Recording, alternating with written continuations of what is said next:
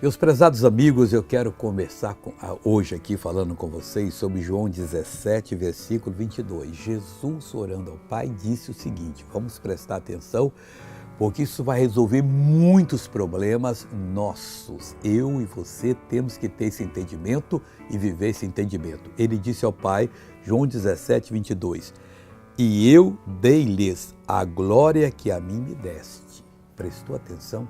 A mesma glória. Ele não disse assim, pai, eu estou brincando só não, hein? Não dei coisa nenhuma. Deu, meu irmão. A glória que o pai deu a ele e que fez com que ele fizesse toda a obra, ensinasse, conquistasse as pessoas, se livrasse de qualquer enrascada que eles queriam colocá-lo, foi dada a nós para fazer a mesma coisa. E que mais?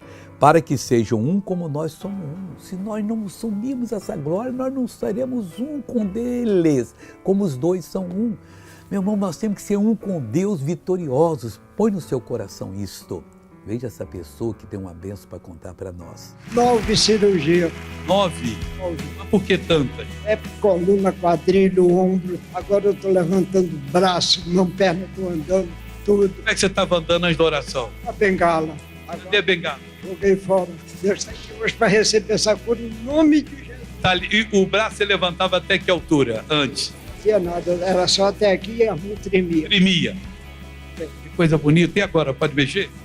Pode ir para casa em nome de Jesus. Aí, pessoal. Agora eu quero orar com você. Meu Deus, que coisa linda. A mesma glória que o Senhor deu a Jesus, Ele passou para nós, Pai. Porque com aquela glória Ele era um com o Senhor, invencível, triunfante, realizador da tua vontade. E era um contigo. Com essa glória vamos ser triunfantes, realizadores da tua vontade e um contigo e com Ele. Pai, precisamos dessa unidade. Eu repreendo todo o mal que está nessa vida, nesta glória que foi me dada e exijo, saia em nome de Jesus.